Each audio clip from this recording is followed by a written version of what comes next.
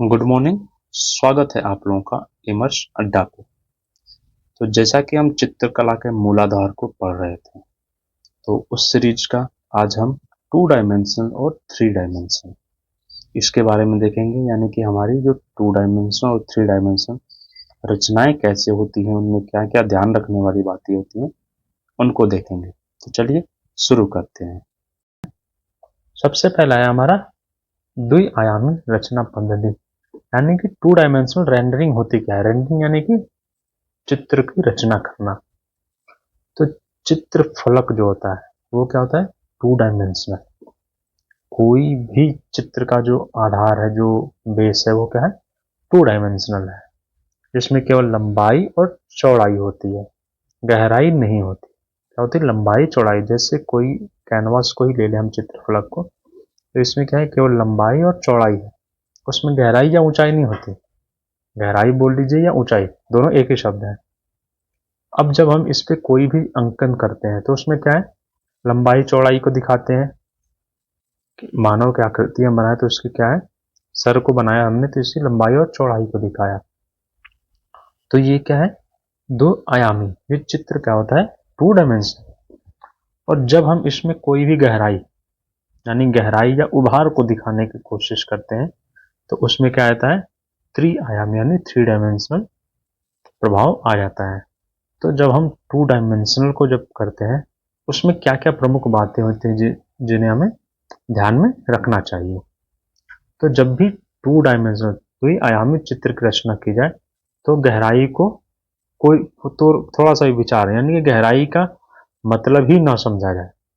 जब भी हम 2 डायमेंशनल चित्र को बनाएंगे तो उसमें गहराई का या ऊंचाई का कोई मतलब नहीं होगा। संपूर्ण चित्रतल, यानी कि पूरा का पूरा ये जो चित्रतल है वो क्या होगा? एक सपाट क्षेत्र समझना चाहिए। एक सपाट क्षेत्र और डिजाइन की आलेखन, यानी किसे डिजाइन, डिजाइन की भांति ही उसका संयोजन क्या है? एक 2 डायमेंशनल को समझ के, यानी लंबाई और चौड़ाई को समझ के ही उसमें संयोजन या फिर किसी भी डिजाइन को बनाना चाहिए। आकृतियों के महत्व के अनुसार, यानी आकृतियों का क्या है? महत्व के अनुसार छोटा या बड़ा होंगे। मुख्य आकृति हो बड़ी होगी, सहायक आकृतियां तो वो छोटी बनेंगी। तो उसके हिसाब से निकटता या दूरी का ख्याल, यानी कि वो कितनी नजदीक या पास। जैसे हम दूर को चीज को दिखाएं तो छोटा दिखाते हैं, नजदीक की आकृतियों को दिखाते हैं तो बड़ा। वो किस में होता है? जब हम 3 डायमेंशनल पढ़ेंगे उसमें परिप्रेक्ष्य, उसमें देखेंगे तो वो क्या हो जाएगा? 3 डायमेंशनल। अगर निकटता या दूरी को दिखाया जाए तो वो 3 डायमेंशनल हो जाएंगे। इसके इसके आधार पे न दिखा के, किस पे?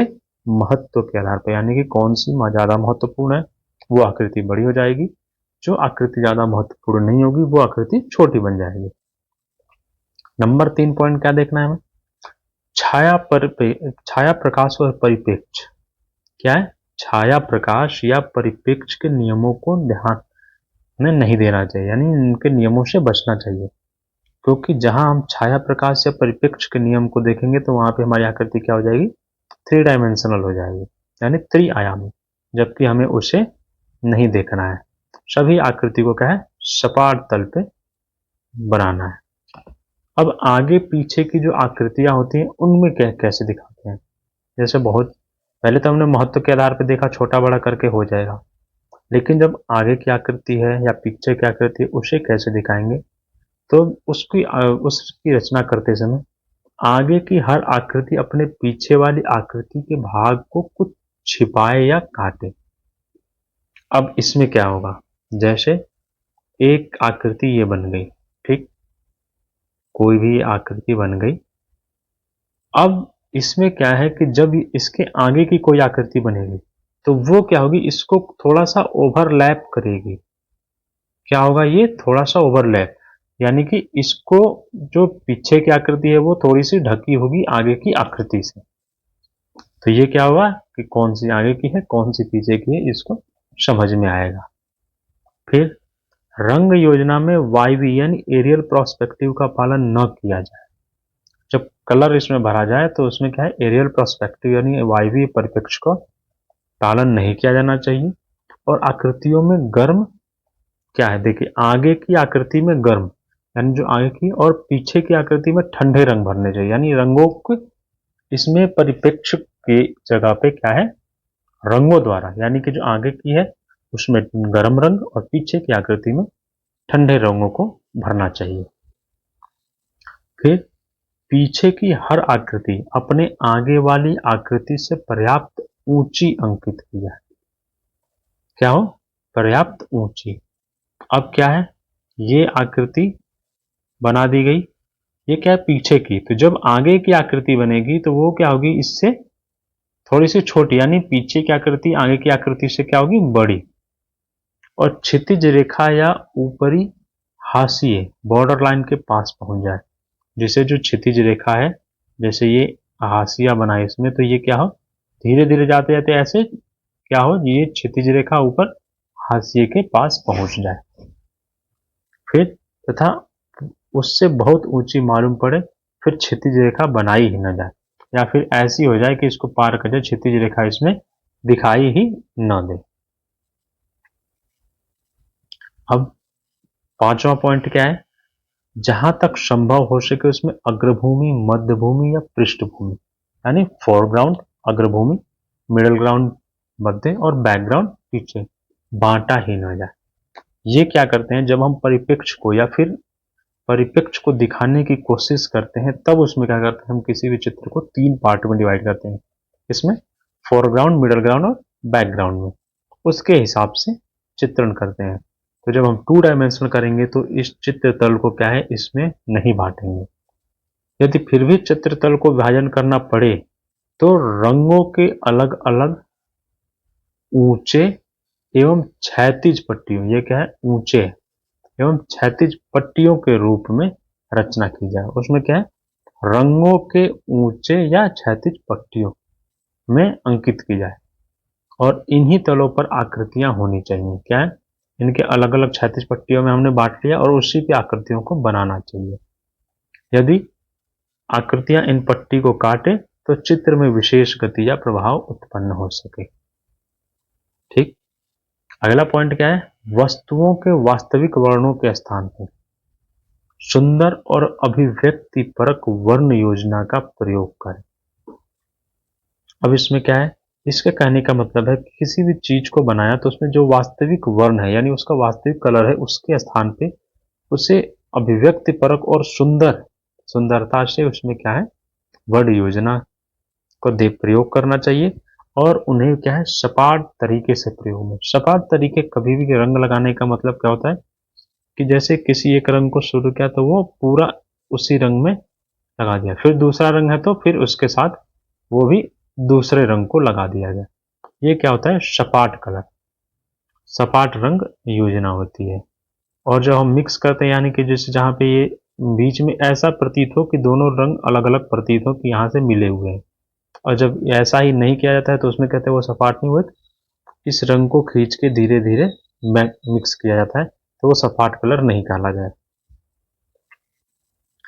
फिर नंबर 5 पॉइंट क्या है, सॉरी नंबर 7 पॉइंट, सभी रूपों के पार्श्वगत, जितने भी रूप हैं उनके पार्श्वगत या सम्मुख स्थानों, जैसे पोस्टर्स कहते हैं, में अंकित करें, क्योंकि इससे भी वस्तुओं को दुर्यामान दिखाने में सहायता मिलती है।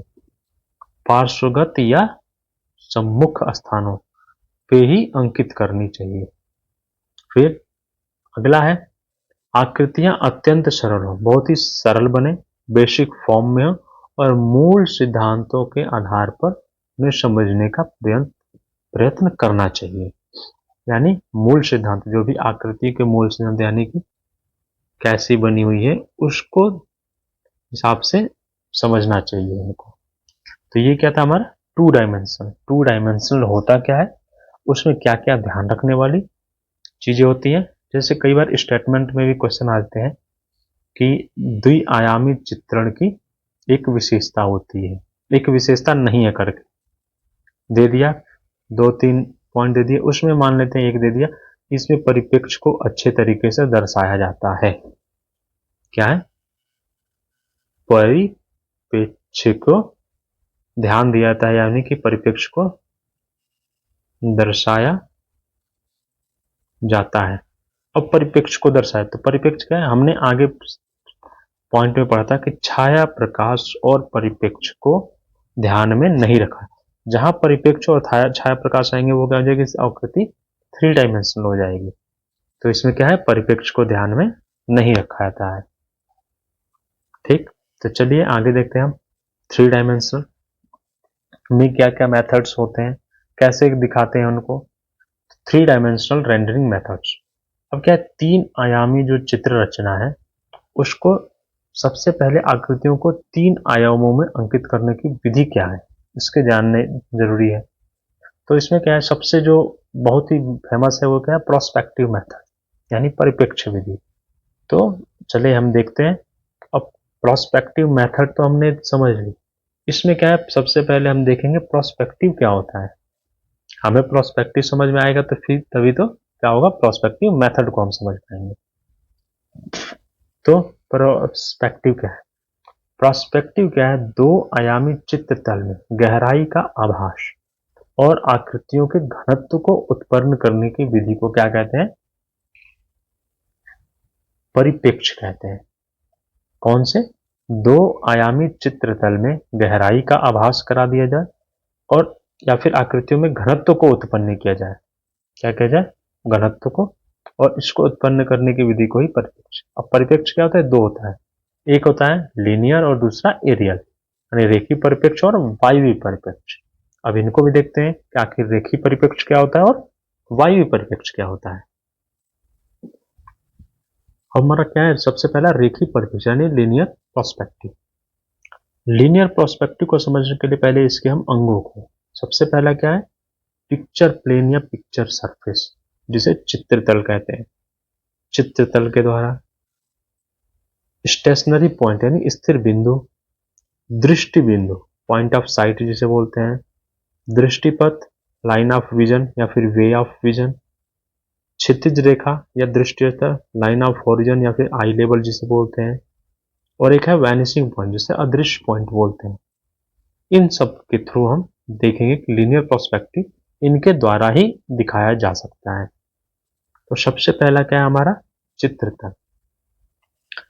चित्रतल क्या होता है, चित्रतल हम सभी जानते हैं जैसे कैनवास ही है, क्या है वो, एक चित्रतल जिस पे चित्र को बनाया जाए, यानी वह काल्पनिक पारदर्शक द्विआयामी तल जिसकी लंबाई चौड़ाई की निश्चित सीमाओं के साथ हम स्वयं से उसकी दूरी की कल्पना कर लेते हैं, क्या है, और चित्रतल कहलाता है। अथवा चित्रतल वह काल्पनिक पारदर्शक भूमि है जिसके बीच से चित्रकार चित्रण योग्य वस्तु को देखता है।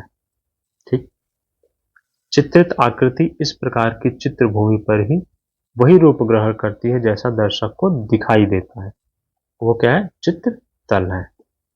Next point, stationary point.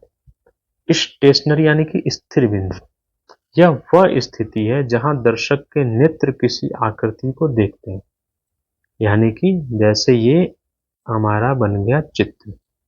अब इसमें एक ऐसा पॉइंट होता है, ये क्या होता है, कोई ऐसा नहीं कि ऐसे हमने पॉइंट दिखा दिया कि यही पॉइंट है, एक ऐसा पॉइंट जिससे कि इस चित्र को हम समझ सकते हैं। इस बिंदु को स्थिर रखकर ही आकृति का सही परिप्रेक्ष्य में अंकन संभव है, और दूसरे शब्दों में जिस बिंदु पर स्थिर होकर आंख किसी दृश्य को देखती है वह स्थिर बिंदु कहलाता है। यानी हम इस पूरे दृश्य को समझ पाते हैं जिस बिंदु के इर्द गिर्द होके, वो क्या है, स्थिर बिंदु। नेक्स्ट क्या है हमारा, दृष्टि पॉइंट यानी point of site. Point of site क्या होता है, तो स्थिर बिंदु से जब हम सामने किसी वस्तु को देखते हैं तो स्थिर बिंदु के ठीक सामने वस्तु में एक दृष्टि बिंदु होता है, क्या होता है, दृष्टि बिंदु, या फिर दर्शक की आंखों के ठीक सामने क्षितिज रेखा पर एक काल्पनिक बिंदु मानकर त्रिआयामी रूपों की रचना करते हैं। क्या होता है, त्रिआयामी रूपों की। इस बिंदु को माने बिना आकृति के पार्श्व रूप यानी पार्श्व रूप का ठीक अंकन नहीं हो सकता और चित्र का स्वरूप विकृत हो जाता है, यानी कि फटा सा महसूस होता है। अब देखते हैं, इसको समझने की कोशिश करते हैं। तो स्थिर बिंदु से जब हम सामने किसी वस्तु को देखते हैं, क्या हुआ, जब हमने ये चित्र बना दिया, ठीक। कहीं भी मान लिया स्थिर बिंदु, इसके पीछे ये ऐसे पेड़ है और भी जो चीज है, नदी, ये एक लैंडस्केप बन गया। ये चित्र आदमी का है, लेकिन मान लेते हैं कुछ भी चित्र बना हुआ है, घर का ही हो। तो जहां जिस बिंदु से होकर हम पूरे चित्र को समझते हैं वो क्या होता है, स्थिर बिंदु। क्या होता है, स्थिर बिंदु। और इसी को, यही बिंदु जब क्षितिज रेखा के पास आ जाता है तो इसे क्या होता है, ये पॉइंट ऑफ साइट यानी कि दृष्टि बिंदु। क्या होता है, ये दृष्टि बिंदु के ठीक सामने वस्तु में, यानी कि ये जो मेन आकृति है इसी पे एक पॉइंट होता है, उसे क्या बोलते हैं, पॉइंट ऑफ साइट। ठीक। नेक्स्ट क्या हमारा, लाइन ऑफ विजन यानी कि दृष्टिपथ। अब ये क्या है, स्थिर बिंदु को दृष्टि से मिलाने वाली रेखा को दृष्टि रेखा। स्थिर बिंदु हो गया, ये एक चित्रपट है जिसमें एक ये स्थिर बिंदु, यहां से हमारी आंख के बीच की जो एक काल्पनिक रेखा बन रही है उसे ही क्या बोलते हैं, दृष्टिपथ या लाइन ऑफ विजन या दृष्टि रेखा। यदि दृष्टि पथ के बीच में कोई अन्य वस्तु आ जाए तो दृष्टि बिंदु, यानी बीच में हमने कुछ भी अगर इसके सामने रख देंगे, इसके सामने कोई अगर मान लेते एक पर्दा रख दिया हमने, तो ये पॉइंट क्या है, पीछे छुप जाएगा, वो पॉइंट हमें दिखाई नहीं देगा। ठीक। अब है क्षितिज रेखा, लाइन ऑफ हॉरिजन या फिर आई लेवल जिसे बोलते हैं। तो स्थिर बिंदु के ठीक सामने जिस बड़ी रेखा की कल्पना की जाती है वह क्षितिज रेखा होती है। क्या है, स्थिर बिंदु के ठीक सामने एक पड़ी रेखा, यानी कि ऐसे पड़ी हुई रेखा बोलते हैं, और ये खड़ी रेखा, ये ऊर्ध्वाधर लाइन है और ये क्षैतिज लाइन है, इसी से क्षितिज बना। क्षितिज रेखा चूंकि ये आंखों के समांतर होती है, ये क्या है, ये आंख के ठीक समानांतर, इसीलिए इसे आई लेवल भी कहते हैं। और चित्र भूमि के आर पार बाएं से दाएं किनारे तक काल्पनिक रेखा चित्रकार के दृष्टि तल पर क्षितिज को प्रदर्शित करता है। इस रेखा का प्रयोग भूदृश्य में, मुख्यतः किसमें, भूदृश्य, ये पॉइंट बहुत ही इंपॉर्टेंट है, किसमें, भूदृश्य में किया जाता है। यानी जब लैंडस्केप बनाते हैं, कोई भी प्रकृति चित्रण या भूदृश्य चित्रण करते हैं, उसमें बहुत ही महत्वपूर्ण है कि हमें क्षितिज रेखा दिखाई दे। वस्तु चित्रण में इसे काल्पनिक रहते हैं, यानी कि इसे कोई बहुत ज्यादा दिखाई, मतलब अदृश्य के रूप एक लगता है, महसूस होता है कि ऐसे देखा जा रही है, लेकिन ये केवल काल्पनिक होती है। बट लैंडस्केप में क्या है, इसका प्रत्यक्ष रूप से प्रयोग होता है। फिर है वैनिशिंग यानी अदृश्य पॉइंट। तो क्षितिज रेखा के बिंदु है जहां आकृतियों की दोनों और तीनों ओर की सीमाएं जाकर मिल जाती हैं। दोनों या तीनों ओर की जो सीमा रेखा है वो मिल, जैसे लंबाई, चौड़ाई और गहराई, तीनों की क्षितिज रेखा के पास जो तीनों बिंदु, किसी भी आकृति की जो तीनों रेखाएं मिलती हैं वो क्या होती है, जो तीनों सीमा रेखा, वही क्या होती है, उसी को क्या बोलते हैं, वैनिशिंग पॉइंट। यदि किसी आकृति अथवा आकृति समूह की सतह पर कोई रेखा अथवा सीमा रेखाएं, कई रेखाएं हैं, ये क्या है, कई रेखाएं अथवा सीमा रेखाएं चित्र तल के साथ कोण बनाते हुए हों, उन्हें बढ़ाया जाए तो वो क्षितिज रेखा की ओर झुककर क्या है, किन्हीं बिंदुओं पर मिल जाएंगे। कोई अगर कोण में है, जैसे ये क्या है गहराई वाली, तो क्षितिज रेखा पे क्या है, कहीं ना कहीं काटेगी उसको, यानी कहीं मिलेगी। और ये बिंदु एक दृष्टि रेखा से दाहिनी ओर और एक दृष्टि रेखा से बाएं ओर स्थित होते हैं, तथा ये अदृष्ट बिंदु होते हैं। क्या है, अदृष्ट बिंदु। अदृष्ट बिंदु दो नाम से जाने जाते हैं। क्या जानते हैं, दो नाम से। यानी वैनिशिंग पॉइंट क्या है, जब किसी भी चित्र का क्षितिज रेखा पे तीनों सीमा, यानी कि लंबाई, चौड़ाई और गहराई, तीनों सीमा की रेखाएं जहां पे मिलती हैं वो क्या है, वैनिशिंग पॉइंट होता है। अब क्यूबिस्ट फॉर्म में जो परिप्रेक्ष्य को हम देख रहे थे, तो उसमें क्या है, घनवादी आकृतियों और परिप्रेक्ष्य घनवादी आकृतियों में क्या क्या परिप्रेक्ष्य होते हैं? तो इसमें वर्ग में वे आकृतियां आती हैं, इस वर्ग में जो वर्ग तथा आयतों के त्रिआयामी रूप बनाते हैं। इसमें क्या है? त्रिआयामी, जैसे भवन हुआ, पुस्तक, संदूक, साबुन, चौकोर टिकिया जो होती हैं, या फिर चौकोर वस्तु, कोई भी चौकोर वस्तु हो वो क्या होते हैं? क्यूबिस्ट फॉर्म एंड पर्सपेक्टिव, यानी घनवादी में, घनवाद आकृतियों में, यानी घन के आकार की जो आकृतियां होती हैं उनमें परिप्रेक्ष्य को दिखाया था। जैसे कोई किताब होगी तो हम किताब को कैसे दिखाते हैं? ये हो गया,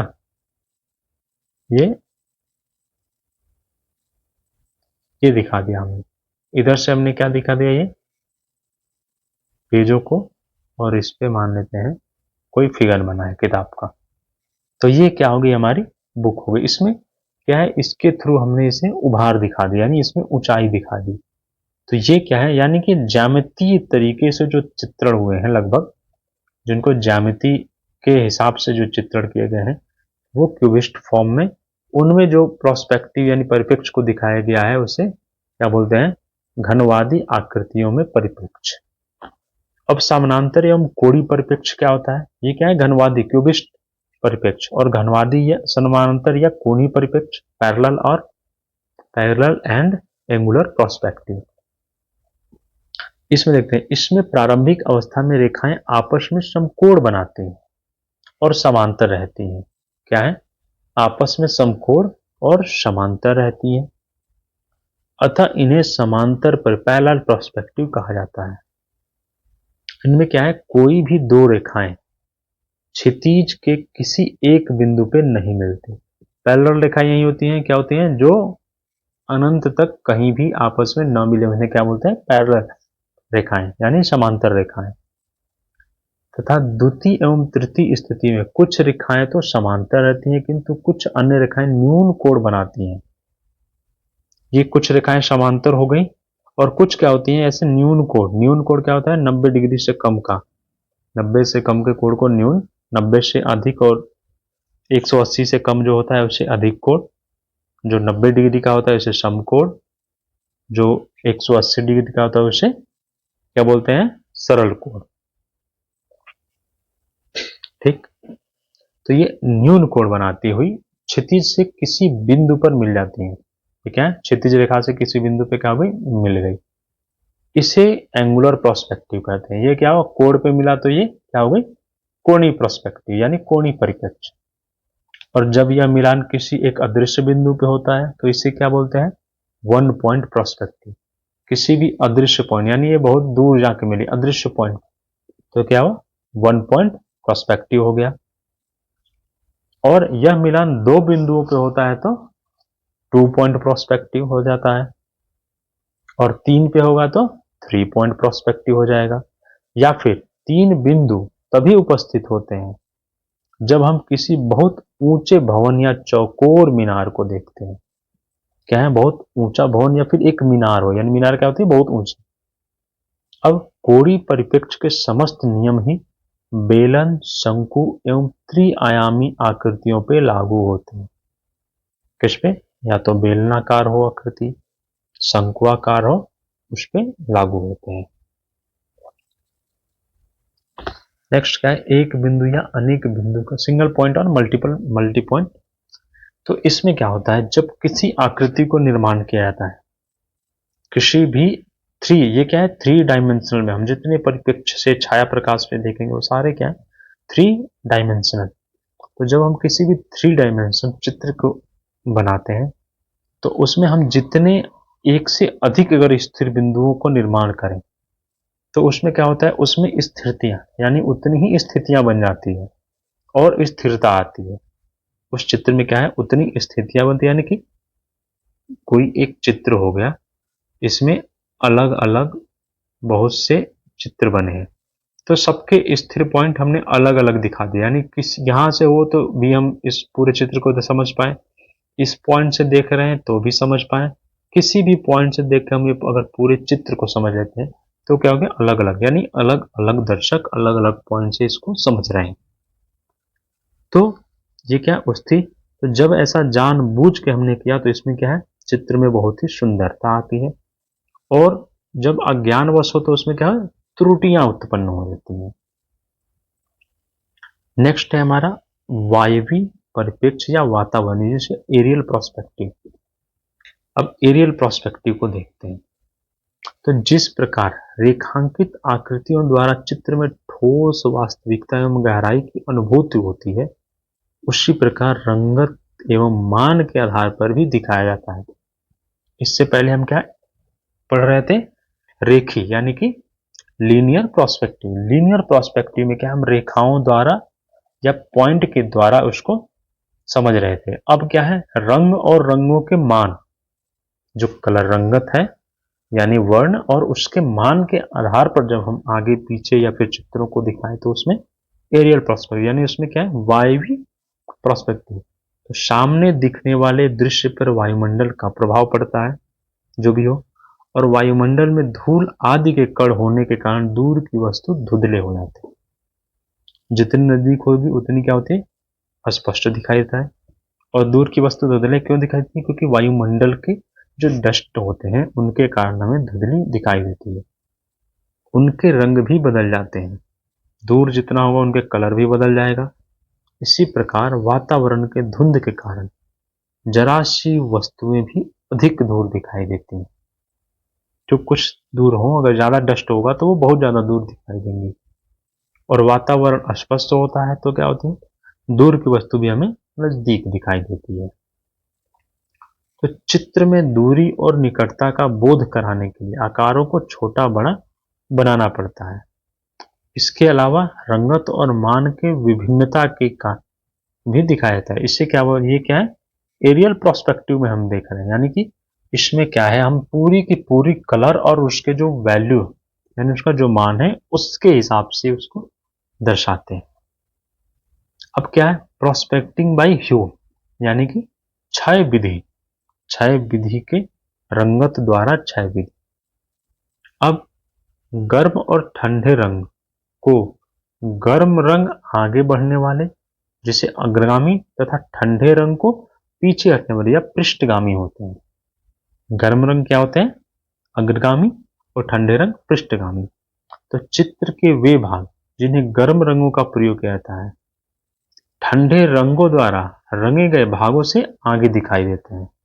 इसमें क्या होते हैं, कोई भी चित्र बना है जिसमें गर्म रंगों का प्रयोग जब होता है तो वो आगे दिखाई देगा, और जहां पे ठंडे रंगों का प्रयोग किया गया वो क्या होंगे, पीछे दिखाई देंगे। हम 2 डायमेंशन में भी देख रहे थे कि रंगों के द्वारा यानी कि आगे की आकृतियों में गर्म रंग और पीछे की आकृतियों में ठंडे रंग के द्वारा भी उनको क्या है, आगे और पीछे की आकृति दर्शाई जाती है। ये जो इंद्रधनुष के यानी कि रेनबो के जो 7 रंगतें हैं वो इसी क्रम में होती है। क्या होती हैं, उसी क्रम में। जो गर्म रंग होते हैं वो आगे की दिखाई देंगे और जो ठंडे रंग है वो पीछे की तरफ दिखाई देंगे। ठीक। और जहां तानों की बात किया जाए, टोन की यानी रंगों के क्या होते हैं, तान की, तो इसमें प्रकाश से संबंधित होता है। यानी जहां प्रकाश ज्यादा होगा हाई टोन होगा, और जहां पे प्रकाश कम होगा वो सैड। यानी टिंट और सैड कहां से आता है, यहाँ पे कलर में प्रकाश जो आता है तो टिंट, और कलर में ब्लैकिश यानी कि जो कम टोन का होता है उसे क्या बोलते हैं, शेड बोलते हैं। यानी प्रकाश के श्वेत से श्याम की ओर बढ़ने का मान पृष्ठगामी होता है।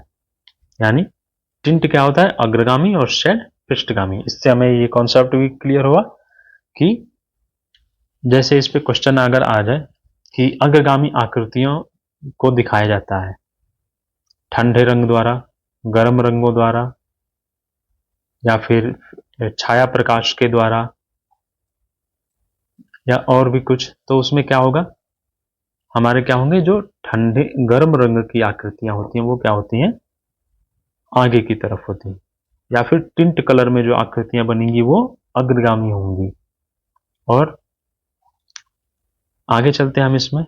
अब क्या है, उसके आकारों में जो एथेस्टिकल प्रोस्पेक्टिव, जो उसके आकारों में एथेस्टिकल यानी नंदतिक, नंदतिक क्या है, नंदतिक मतलब होता है एथेस्टिकल यानी कि सौंदर्य, क्षय वृद्धि या परिप्रेक्ष्य।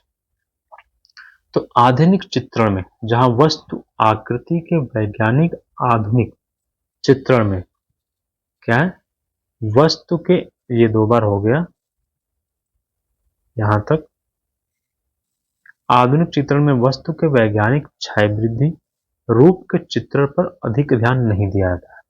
क्या है, अधिक ध्यान नहीं दिया जा रहा है, वहां यह दूसरे अर्थों में प्रयोग लाया जाता है। क्षय वृद्धि से तात्पर्य है दृष्टिक्रम के कारण आकृति भंग को बनाना।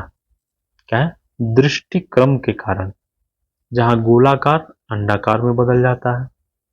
ये क्या है, एस्थेटिकल यानी कि सौंदर्य के रूप में, जब हम किसी, जैसे मनुष्य के को गोल कर, इसके जगह इसको हम थोड़ा सा ऐसे ओवल बना दें, अंडाकार, तो ये क्या होगा, उससे ज्यादा अच्छा दिखेगा। फिर और समकोण अधिक कोण में, यानी कि समकोण है तो उसको थोड़ा सा ऐसे कर दिया हमने, अधिक कोण में बना दिया, या फिर न्यून कोण में परिवर्तित कर दिया, या फिर थोड़ा सा झुका दिया आगे की तरफ। इस प्रकार आकृति भंग को देखते देखते हम आदी हो चुके हैं और चित्रकार ऐसी अपेक्षा की जाती है। परंतु यदि चित्रकार आकृति को ज्यामितीय सच्चाई से प्रस्तुत करेगा तो दर्शक को परिचय, क्योंकि जब ज्यामितीय सच्चाई से प्रस्तुत, तो उसमें क्या है, बहुत ही ज्यादा ज्यामितीय रूप से दिखाना, दर्शकों को उसको समझने में बहुत दिक्कत होगी। परंतु क्या है, दूरीगत अनुभूति का आनंद प्राप्त करने एवं दर्शक की सहज जिज्ञासा के अनुभव को एक क्रिएटिव आर्टिस्ट दूसरे प्रकार से लाता है। इस प्रकार वह अपने वस्तु के अंकन को बचते हुए क्षय वृद्धि की सफलता से प्रयोग, यानी कि प्रोस्पेक्टिव का प्रयोग करता है बहुत ही अच्छे से, और अपने रचना को विजयी बनाता है, यानी कि बहुत ही अच्छी और सौंदर्य परक एक रचना बनाता है। अब उसमें क्या क्या करते हैं वो, जैसे आकृतियों को ओवरलैपिंग फॉर्म एंड शेप्स, जब आकृतियों को ओवरलैप कर दिया जाए एक दूसरे को, जैसे भीड़ भाड़ युक्त होती हैं तो एक दूसरे को ओवरलैप करती हुई आकृतियां दिखाई जाती हैं। अब क्या इसमें विशेष अदृश्य बिंदु की ओर अग्रसर तो नहीं होती, परंतु चित्रतल क्षितिज की ओर, क्षितिज दृष्टि की ओर एक गति उत्पन्न होता है जो दर्शक को आनंद प्रदान करता है, यानी सौंदर्य नंदिक, यानी कि सौंदर्य आनंद प्रदान करता है। ठीक, सेकंड में क्या है, सहायक अंतराल, यानी कि नेगेटिव स्पेस। उसमें क्या है, नेगेटिव स्पेस करके इसमें रचनाकार खाली स्थान छोड़ देता है। चित्रों यानी आकृतियों के, 2 आकृतियों के बीच में थोड़ा सा स्पेस छोड़ दिया, नेगेटिव स्पेस जिसे बोलते हैं। अब इसमें क्या है कि माध्यम से, खाली स्थान के माध्यम से दर्शक के नजरों को एक आकृति से दूसरी आकृति, यानी यहां से यहां तक लेके जाता है। इसमें दोनों आकृतियों के अनुपात प्रकार सुनिश्चित, ये क्या है, जो आगे या पीछे या जैसे भी उसके जो वैल्यू है उसमें क्या है, एक फिक्स मान में होंगी, और दृष्टि के, सॉरी, ये प्रमाण में क्या होंगी, प्रमाण में फिक्स वैल्यू, एक प्रमाण में होंगी। अब प्रमाण क्या होता है, कला का तत्व में हमने पढ़ा था, रंग रूप रेखा तान पोत, सॉरी, प्रमाण को उसमें नहीं, हमने किसमें, षडांग में पढ़ा था। क्या होता है, चित्रकला के षडांग में प्रमाण को देखा था हमने, तो उसके हिसाब से ये कह रहा है एक फिक्स अनुपात, अनुपात किसमें, प्रमाण के अंतर्गत आता है, और दृष्टि एक रूप से दूसरे रूप तक स्वाभाविक रूप से गतिमान होती है। क्या है, स्वाभाविक रूप से गतिमान होती हुई प्रभावित, यानी कि दृष्टि क्या है, एक से दूसरे में आएगी तो वो उसमें गति आएगी, और रिक्त स्थान को पार करती हुई दूसरे रूप तक पहुंच जाती है, और नंदतिक यानी कि सौंदर्य को अनुभव करती है। निर्देशक रेखाओं द्वारा, यानी गाइडलाइंस के द्वारा, यानी एक दूसरे को सहारा करते हुए, दृष्टि को आगे या पीछे ले जाने के लिए निर्देशक रेखाओं का सहारा लेना पड़ता है। ठीक, उनके इस्तेमाल करके अग्रगामी एवं पृष्ठगामी प्रभाव को उत्पन्न किया जाता है, यानी कि फोरग्राउंड एंड बैकग्राउंड का प्रभाव उत्पन्न किया है। और जिस प्रकार आकृति में छोटा या बड़ा वर्ग एक तल पर अनुभव होते हैं, परंतु बाहरी वर्ग के कोने को अंदर के वर्ग के कोने आदि मिला दिया जाए तो अग्रगामी और पृष्ठगामी यानी फोरग्राउंड और बैकग्राउंड का प्रभाव उत्पन्न हो जाएगा। फिर बेलनाकार आकृति नेक्स्ट है, प्रोस्पेक्टिव इन सिलिंड्रिकल फॉर्म्स। तो जब परिप्रेक्ष्य को देखेंगे किसमें, सिलिंड्रिकल फॉर्म में, तो बेलनाकार आकृतियों में परिप्रेक्ष्य या क्षय वृद्धि अंकित करते समय जो मुख्य समस्या आती है वो होती है गोल और वृत्ताकार तल। जो उसके जो दोनों तल होते हैं वो क्या होते हैं, गोल होते हैं, इसमें कोई भुजा नहीं होती, पूरा का पूरा सर्कल के रूप में होता है। अब गोल आकृति में वृत्ताकार तल को वर्गाकार साम्य द्वारा बांध देने से क्षय वृद्धि के अंकन में सहायक होती है। अब ये जो गोलाकार तल है उसको क्या करते हैं, वृत्ताकार रूप, जो वृत्ताकार है उसको क्या वर्गाकार रूप में करके इसमें क्या किया जाता है, इसके क्षय वृद्धि का अंकन करते हैं। और सारा अंकन घनाकार, इसको क्या है, घन समझ के किया जाता है, घनाकार की भांति किया जाता है। और दोनों गोलाकार तलों को मिलाने वाली रेखाओं का अंकन भी उसी प्रकार होता है। ये जो सर्कल है, सर्कुलर शेप को एक इस फॉर्म में करके, वर्ग के फॉर्म में करके इसे क्या है, रचना करते हैं।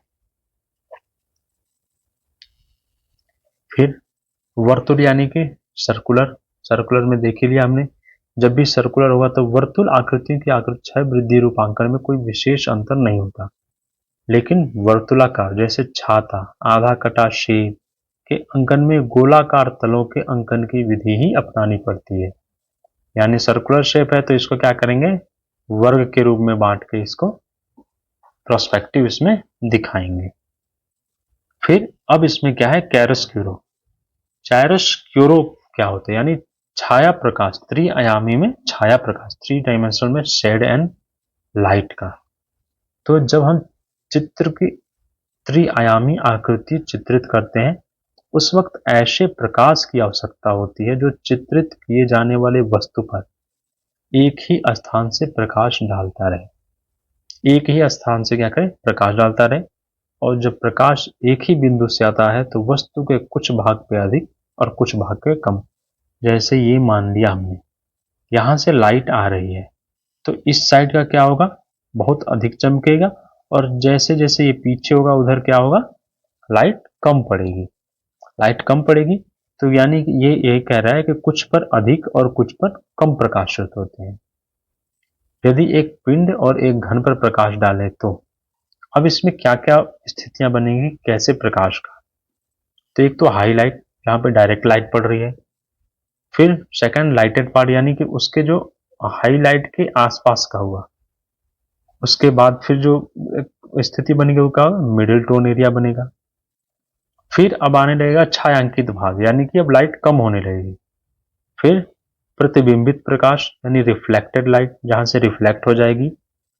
और फिर लास्ट में आएगा कास्ट शैडो, जिसे क्या बोलते हैं, प्रतिछाया। क्या होगा, कास्ट शैडो यानी प्रतिछाया भाग। अब देखते हैं ये क्या है। चरम प्रकाश क्या है, यह वस्तु पर पड़ने वाले प्रकाश की सर्वाधिक मात्रा। प्रकाशित भाग में क्या है, वस्तु का वह भाग जहां पर्याप्त मात्रा में प्रकाश रहता है और पर्याप्त प्रकाश रहता है से कम होता है, यानी चरम प्रकाश से थोड़ा सा कम। यह प्राय चरम प्रकाश के समीप वाला भाग प्रकाशित भाग होता है, किंतु यह चरम प्रकाश से नहीं होता, उससे कम होता है। मध्यम प्रकाश में जहां वस्तु प्रकाश और अंधकार को मिश्रित प्रभाव होता है, यानी अंधकार, अब अंधकार वहां से शुरू होता है और वहीं से प्रकाश खत्म होता है, वो क्या होता है, मध्यम प्रकाश। छायांकित भाग, जहां अंधकार, यहां अब क्या है, ये अंधकार की तरफ शुरू हो गया। प्रतिबिंबित प्रकाश, प्रतिबिंबित प्रकाश छायांकित या अंधेरे स्थान के किनारे पर विपरीत दिशा से आने वाले प्रकाश से अंधकार अथवा छाया की मात्रा कम हो जाती है।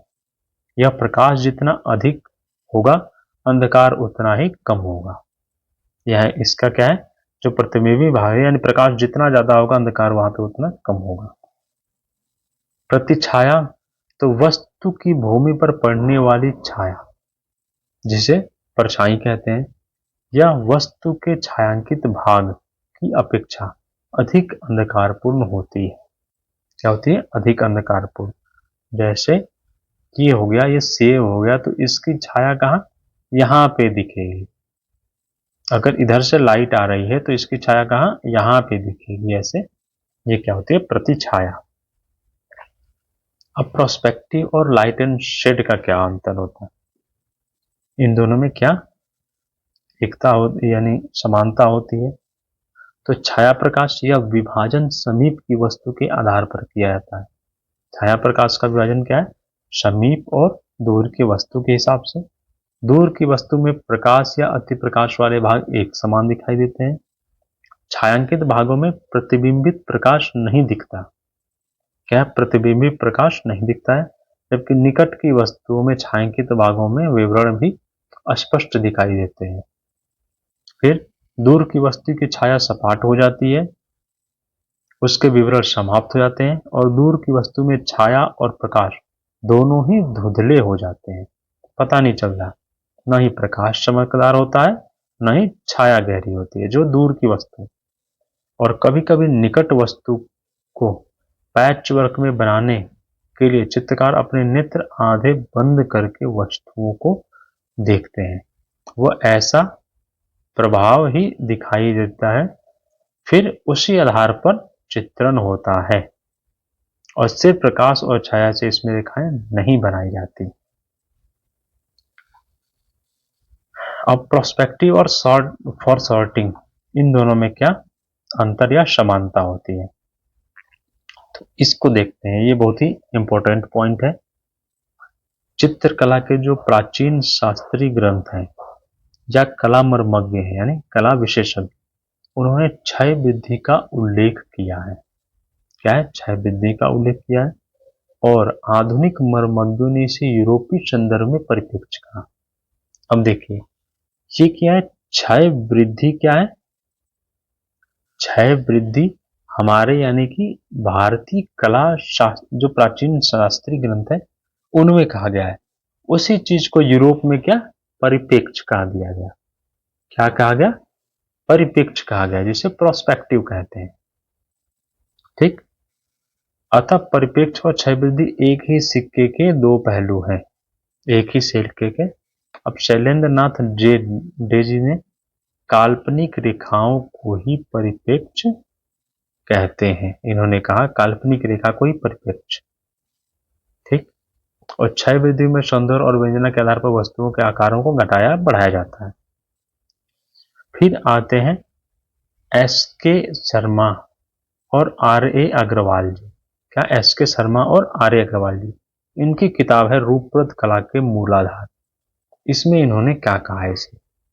तो वह क्षय वृद्धि वह वैज्ञानिक ढंग है जिसकी सहायता से ठोस आकारों को समतल सतह पर इस प्रकार अंकित किया जाता है जिससे कि उनका रूप आकृति की तरह ही ठोस व प्रमाण युक्त दिखाई दे, मानो उसे एक विशेष दृष्टि बिंदु से देखा गया है।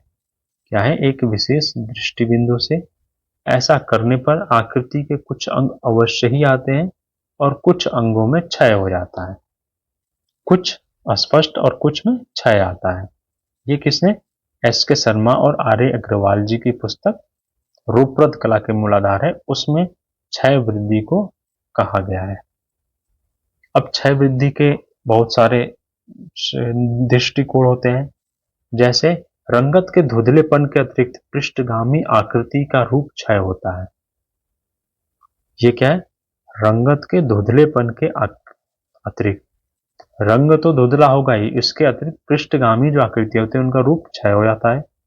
और पृष्ठगामी समांतर रेखाएं एक निश्चित कोण पर झुकती प्रतीत होती हैं। इसी प्रकार दर्शाई क्षय वृद्धि रेखीय क्षय वृद्धि कहलाती है। इसे क्या बोलते हैं? Linear for sorting.